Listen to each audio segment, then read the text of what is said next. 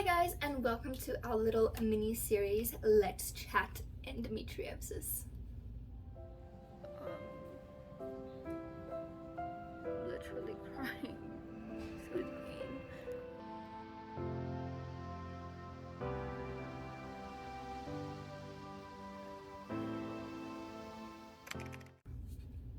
Okay, so welcome back.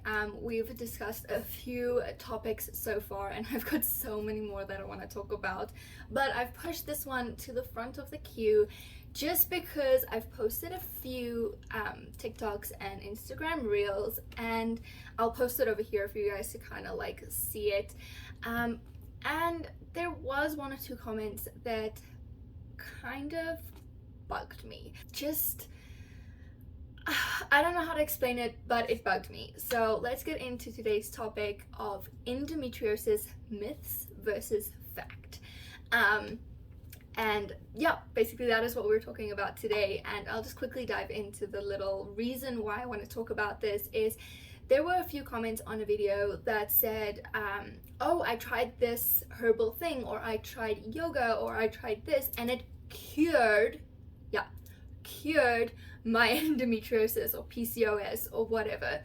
And I got a little bit frustrated because I want my pages to be a safe space for people with these chronic illnesses or are struggling in these like illnesses and like endometriosis and PCOS and things like that. And I want it to be a safe space, and immediately I felt someone reading that, it's not safe. It's not a safe environment. And because let's just debunk it right now. Firstly, there is no cure for endometriosis. There are treatments and there are management things, and there's things that will really help and can even like slow down the growth of endometriosis or PCOS and things like that. But it's not going to cure it. It's not going to magically reverse endo and be like, bye-bye, you're gone forever. That's just not a reality that we live in. There is not enough research in endometriosis and PCOS and these type of illnesses, chronic illnesses, to say that these things will cure. Now, I'm not saying that never try these things and never like listen to anyone about things like doing yoga for endometriosis, because in a reality is those things might help. And who knows, maybe they had a very mild case of endometriosis, and doing yoga every single day has decreased their pain and their symptoms so much that they feel like they don't have endometriosis anymore, because it's helped so much. And that isn't the reality for everyone, unfortunately, but it might be for you. So I'm not saying never try these things, and never try doing yoga or having herbal teas or herbal medicines or taking supplements, and because they can because they can really help and improve certain symptoms and side effects and things like that. But I'm going to be very clear. There is no cure. There hasn't been enough research to find a cure for endometriosis. Yeah, like I said, this is a Let's Chat Endometriosis page, and I want it to be open. So like if you haven't had your coffee yet or you haven't gotten it, pause the video, go grab yourself a cup of coffee, a notepad, something, and we can just chat. We can really just chat and see where this is going and debunk some of these myths that are so harmful to our future. So yeah, go grab that cup of coffee. I'm gonna take a sip. Okay, so one of the things that I heard and that I'm going to talk about first is hysterectomy. Hysterectomy for endometriosis has proven to improve and be a really good treatment plan for endometriosis. For the case that most, and I'm going to say this like in bold, most people have endometriosis in their uterus, and removing the uterus therefore kind of, you know, I take out the uterus where the endometriosis grows, therefore the endometriosis is gone, right? So in theory it makes a lot of sense, and that is true, But studies have shown that endometriosis has grown all over the body. It's a whole body disease. Okay, so symptom-wise, it can be in your entire body, due to things like I said, and all the symptoms that I'll list on the screen here. There are so many. Reel it in, let's start again. Okay. So most commonly it's found in the uterus and the uterine tract and similar areas to the uterus, and that's why it is misconceived sometimes and misinterpreted as I don't even know what the word is, I'll put it on the screen here, but basically a uterus type of issue. They call it there's a specific word for it, and my mind has gone completely blank because I cannot speak today. But anyways, I'll put it on the screen here. But it's basically associated with the uterus, right? So therefore they think, remove the uterus, remove the problem. But like I said, it grows anywhere, and it's been grown on intestines, on the spleen, on the lungs. There's even been cases of it being found in someone's brain. Now, if that isn't scary enough, like, the fact that it can grow anywhere means it can grow on your heart and in your lung tissue, and it can be so dangerous. And the fact that people haven't put the research into it, because it can grow on like your heart and your brain, like it affects so many organs in the body, and it's so scary, and they haven't put enough research into it. So in theory, like for me, I know that I have endometriosis obviously on my left fallopian tubes. I have it on my left uterine wall, on the back wall, on the outside of my womb, but I also have it on areas like my bladder and my intestines. So for me, theoretically, I could remove my uterus, and it could drastically help my pain because the majority of the endometriosis has been removed, but it's still on certain parts of my body. I mean, I can't remove my intestines. I mean, I can, but then I'd have to put in like a feeding tube and pump and stuff like that, because I can't expel anything. And I can remove my bladder for the same thing, but I'd have to do a lot more, and it would drastically change my body. But I mean, if it's on my brain or on my lungs, I can't remove my lungs, and I can't remove my brain. So in theory, yes, if you only have it in your uterus and you remove it, a hysterectomy could cure it. But, and here comes a very big but, and I don't want to say to scare you, or if you're going in for a hysterectomy because of endometriosis. Like I said, I want this page to be open and honest, and for you guys to kind of know the truths and the facts about endometriosis, is that just because it's on your uterus right now and you remove that uterus does not mean the hormone in your body cannot produce it somewhere else. There just isn't enough research, and I can't express this enough. And I'm gonna leave some links to like organizations that are raising funds for research down below, because we really need to get on this, guys. We really need more research.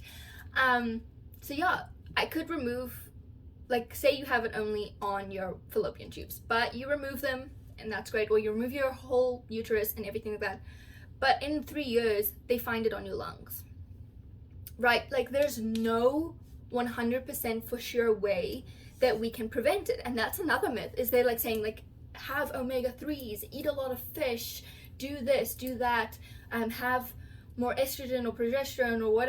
Like, there's so many different versions of this out there, and they say this will prevent you or your child or whoever having endometriosis.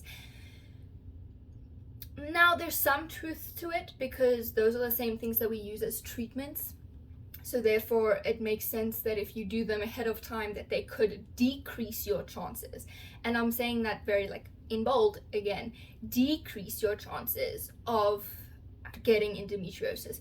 But we do not know, and the studies are out there, and I'll try and link as many studies as possible down below if you want to go read them for yourselves.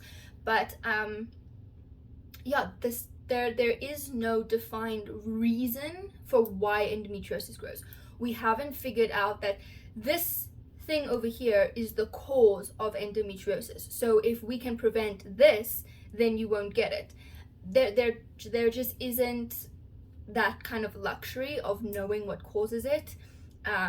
We know that it affects 1 in every 10 women, people with female reproductive organs and things like that. So we don't really know the cause of it, and because we don't know the cause, we cannot therefore theoretically give a prevention method, because we don't know what causes it. So how can we prevent something if we don't know the source of this chronic disease? So yeah, that is my rant 2 about hysterectomy.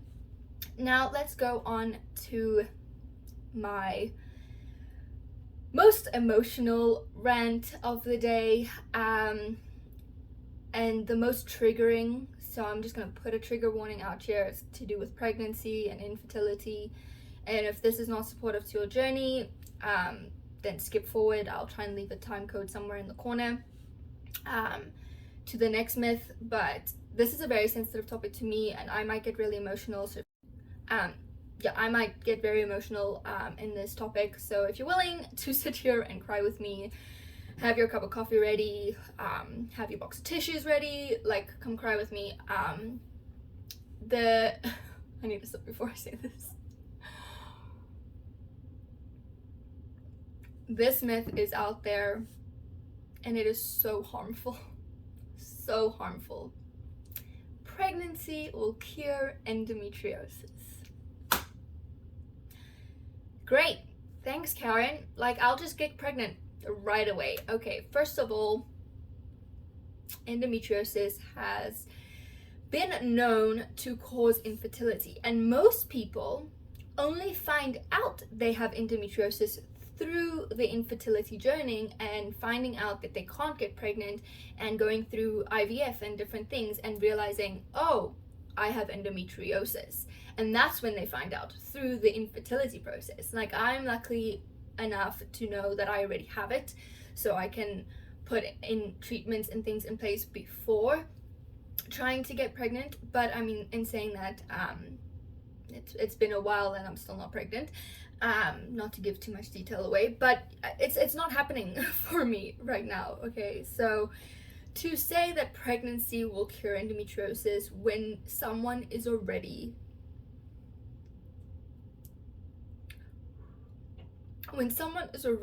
trying so hard to become pregnant, or has experienced miscarriages, or hasn't been able to carry a baby full term because of the endometriosis, because of the complications that come with that, it's emotionally and physically so harmful. Because first of all, you don't know if that person has already been trying for a year, 2 years, 3 years, 10 years to get pregnant, and it's just not happening. And then you tell them, like, you tell your friend or this person, because they're not a friend, whoever, that no, I have endometriosis and stuff like that, and they're like, oh, well, just have a baby, that cured my aunt, cousin, Susan, Carol's friend, sister's someone. And you're like, I've been trying for 10 years. And like, you know, like that deep pain that you feel when someone's like, oh, just have a baby. Or it comes along with a lot of those things of like, stop asking people when they're gonna have a child, because you don't know what journey they're on, you don't know where they are in that journey or how they feel about that journey, and it might not be as easy as you think or as it was for you. So just be very careful and mindful on how you say it. And I'm not saying that if you have endometriosis you can't get pregnant. There are definitely treatments out there, there are definitely possibilities, but it's not possible for everyone.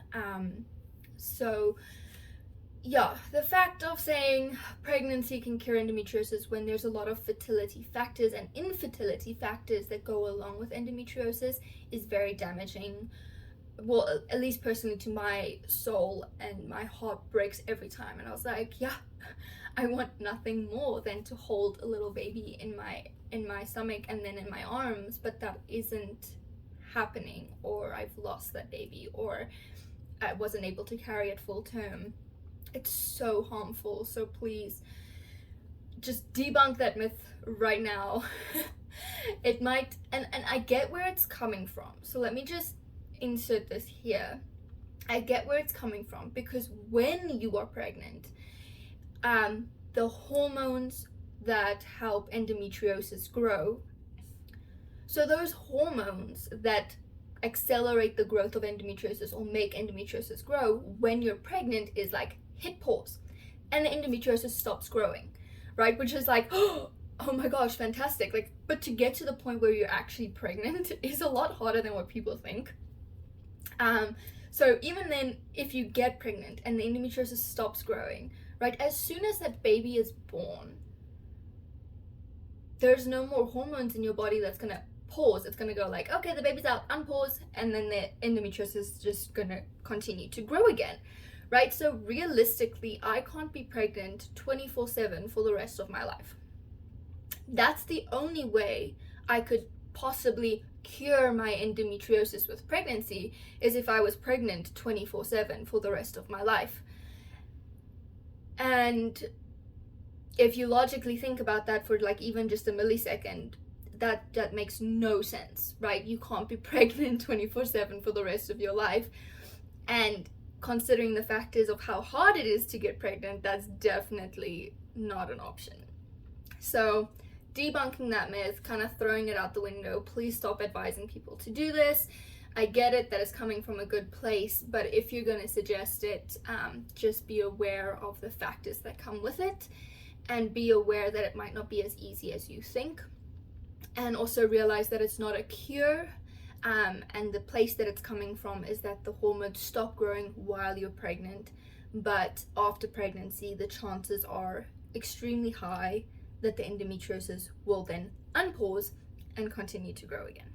So that is that rant, and I'm like sweating because it's such a touchy subject, and I get very emotional about it, and that's the worst advice people give me, especially going through a lot in the past year.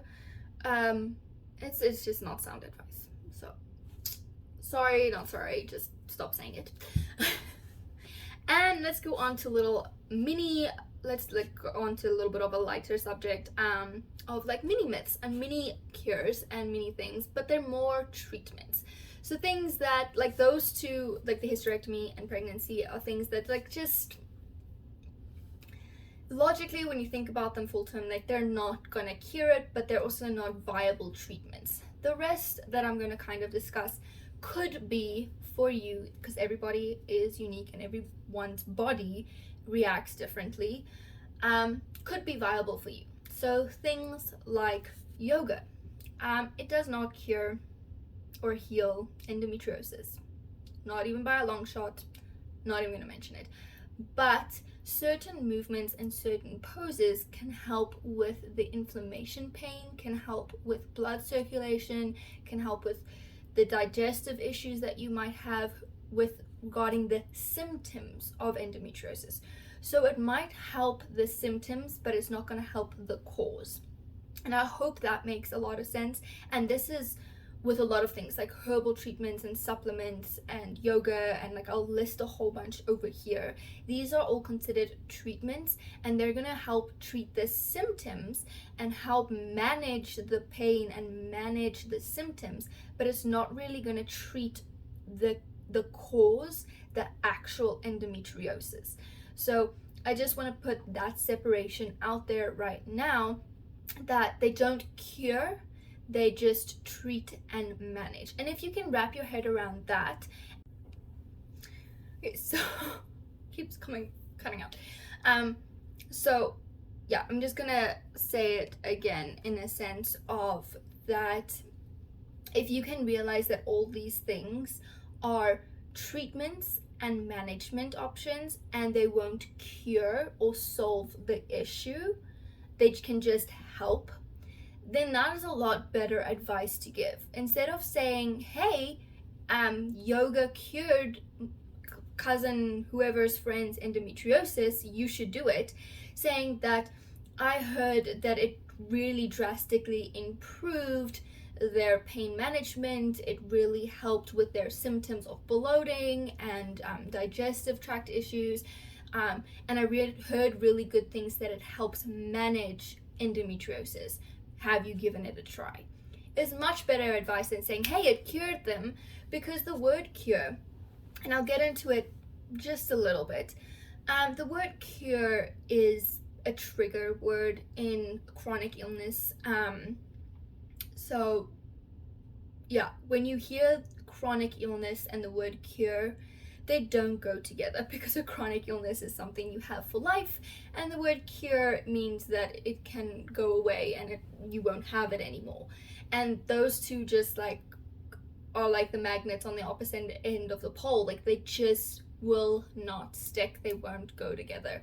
So it's a big trigger word for anyone with a chronic illness or a chronic disease when someone gives advice saying this will cure you.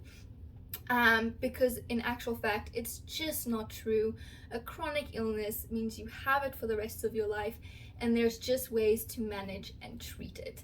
So instead of using the word cure in the future, use the word manage or help with treatment for this chronic illness. And that goes for any chronic illness. Because yeah, just don't do it. Just don't do it. Don't use the word cure. It's not going to help you or the person reading it. Use the word treat or manage or something along that line, because it makes a lot more sense that endometriosis supplements, things like yoga and supplements and herbal treatments and diet changes and all these things that people believe will cure these chronic illnesses are not going to cure you, but they might help with management and with treatment of said chronic illness. So having a different diet, cutting out certain foods will definitely help manage pain and inflammation and bloating and certain digestive issues and cramps and things like that. But it's not going to reverse the effects of endometriosis, and it's not going to take it away. But it might help you make it through the day because you're eating the right foods that help your body sustain itself and not cause as much pain. Yoga might help for when you are in pain and feeling bloated and just not feeling great at all. Doing light movement and stretches might help with the inflammation and might help with the bloat and might help with the pain to decrease it a little bit so that you're not in excruciating pain at that moment. Or doing daily stretches might help control the effects of bloating, but it will not take away the endometriosis. Herbal supplements and things like that will definitely help improve your immune system and improve your omega boosts and the things that will help calm down endometriosis and maybe possibly make it grow slower, but it's not going to remove it completely. So I'm just gonna say it one, maybe two more times, that the word cure, just not an option. Throw it out, gone. Just don't use it when you're giving advice to someone with a chronic illness.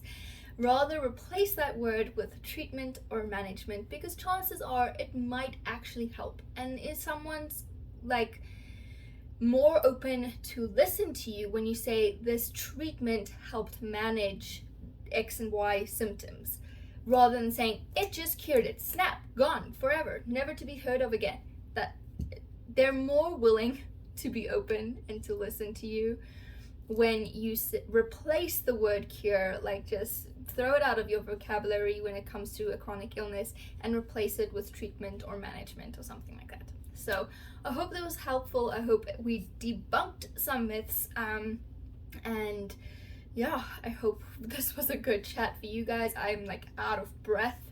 I feel like I went on there for a little bit. I might have gone on a few tangents, but this is an important topic to me, and I want to make sure that this is a safe space where we can come and we can talk and we can really just be open about it. And you can feel free to disagree with me on certain things. That is totally okay. But as far as I know, and as far as the research I've done, and as far as the research papers out there, there is no cure. There's only treatments and managements, and not all of them are successful. And I'm just talking about how these people are coming out and saying these things or giving this advice, people that are not in the medical field giving this advice, and that it can be extremely harmful and triggering to someone struggling with a chronic illness. So I'm just giving this more as an, if you want to give advice to someone, just replace that word. You know which one it is. You know which one it is. Replace that word with one of these more simpler, more calmer, more approachable words that will maybe engage in a conversation, and maybe you can then understand their place or where they are in that moment.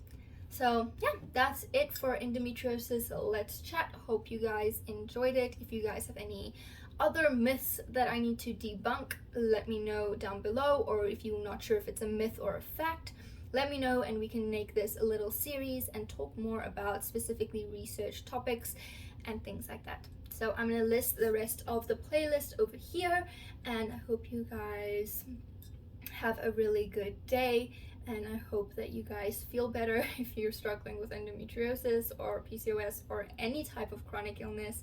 I hope that you will have a better day, because I know it's not always a good day, but it can be at least a little bit better with certain things. So bye guys.